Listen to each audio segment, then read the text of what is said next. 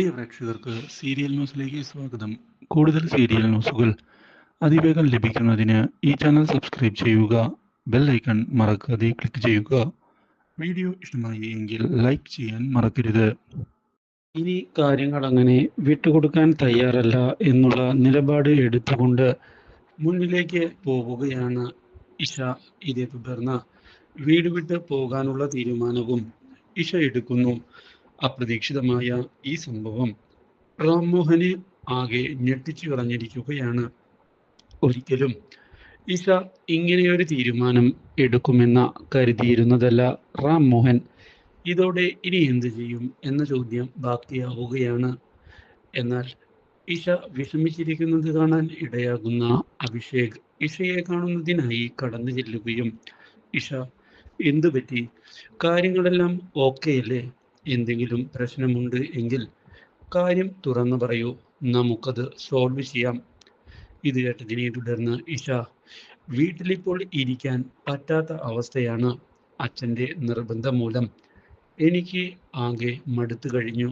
അതുകൊണ്ട് തന്നെ ഇനി എന്തു ചെയ്യുമെന്നാണ് ഞാൻ ആലോചിക്കുന്നത്. വീട്ടിലേക്ക് പോകാൻ എനിക്ക് യാതൊരു താല്പര്യവുമില്ല.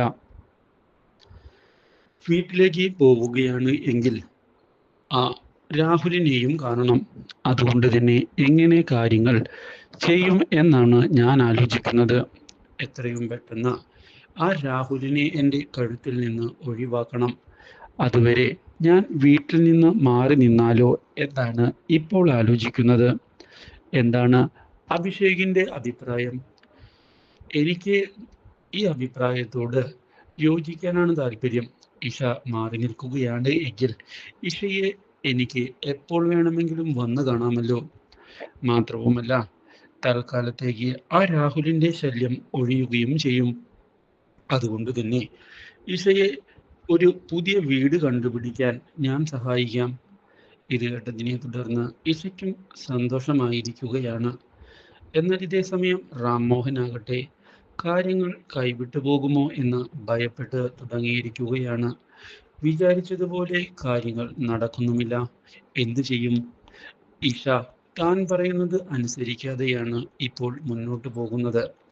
അതുകൊണ്ട് തന്നെ ഇനി എങ്ങനെ അവളെ എൻ്റെ വഴിക്ക് കൊണ്ടുവരും എന്ന കാര്യമാണ് എനിക്ക് ചിന്തിക്കാനുള്ളത്. അതിനുവേണ്ടി എന്തെങ്കിലും ഉടൻ തന്നെ ചെയ്തേ മതിയാകൂ. ഇല്ലെങ്കിൽ ഇഷ വീടുപേക്ഷിച്ച് പോവുക തന്നെ ചെയ്യുമെന്നുള്ള കാര്യം മനസ്സിലാക്കുകയാണ് റാംമോഹൻ. തൻ്റെ മകളെ തിരികെ വിളിക്കുന്നതിനുള്ള തീരുമാനം ഇതേ തുടർന്ന് റാംമോഹൻ എടുത്തുകൊണ്ട് മുന്നിലേക്ക് വരികയാണ്. പക്ഷേ ഇതിനിടയിലാണ് അപ്രതീക്ഷിതമായ പുതിയൊരു വഴിത്തിരിവ് ഉണ്ടാകുന്നത്. പല്ലവിക്ക് ആക്സിഡന്റ് ആയിരിക്കുകയാണ്. ഈ കാര്യം അറിഞ്ഞതിനെ തുടർന്ന് ആകെ പകച്ചു പോയിരിക്കുകയാണ് അഭിഷേക്. ഒരിക്കലും ഇങ്ങനെ സംഭവിക്കുമെന്ന് അഭിഷേക് വിചാരിച്ചിരുന്നതല്ല. ഇതോടെ ഉടൻ തന്നെ ഹോസ്പിറ്റലിലേക്ക് പോകുന്നതിനായി തയ്യാറാവുകയാണ് അഭിഷേക്. ഈ കാര്യം അറിയുന്ന ഇഷ അഭിഷേകിനോട്, അഭിഷേക് ഒറ്റയ്ക്ക് പോകേണ്ട, ഞാനും വരാം. എന്താണ് പല്ലവിക്ക് സംഭവിച്ചത് എന്നുള്ള കാര്യം എനിക്കും അറിയണം. കാര്യങ്ങൾ അത്ര നിസ്സാരവൽക്കരിച്ച് കാണാൻ ഞാനും തയ്യാറല്ല. ഇതിന് പിന്നിലെ സത്യം നമ്മൾ കണ്ടെത്തണം. ഇതേ തുടർന്ന് അവർ ഡോക്ടറെ കാണുന്നതിനായി എത്തിയിരിക്കുകയാണ്. ഡോക്ടറോട് എന്താണ് സംഭവിച്ചത് എന്ന് ചോദിച്ചതിനെ തുടർന്ന് ഒരു ആക്സിഡന്റ് ആയിരുന്നു എന്ന് വ്യക്തമാക്കുന്ന ഡോക്ടർ, പക്ഷേ രക്ഷപ്പെടുത്താൻ സാധിക്കുമോ എന്നുള്ള കാര്യം ഉറപ്പു പറയാറായിട്ടില്ല എന്ന് അറിയിച്ചിരിക്കുകയാണ്. ഞങ്ങൾ ഇപ്പോൾ ഒബ്സർവേഷനിലാണ് പല്ലവിയെ വെച്ചിട്ടുള്ളത്. പല്ലവിയുടെ ജീവൻ ക്രിട്ടിക്കൽ അവസ്ഥയിൽ തന്നെയാണ് എന്ന് നിസ്സംശയം പറയാം. ഇത് കേൾക്കുന്ന ഇഷ പറയുകയാണ്, ഡോക്ടർ, അവളുടെ ജീവൻ എന്തൊക്കെ സംഭവിച്ചാലും രക്ഷിച്ചെടുക്കണം. അതിനുവേണ്ടി എത്ര പൈസ വേണമെങ്കിലും ചെലവാക്കിയാലും കുഴപ്പമില്ല. ഞങ്ങൾ അതിന് സഹായിക്കാം. അവരുടെ ജീവൻ എങ്ങനെയെങ്കിലും രക്ഷിക്കണം എന്ന് പറഞ്ഞതിനെ തുടർന്ന് എല്ലാം ദൈവത്തിൻ്റെ കയ്യിലാണ്.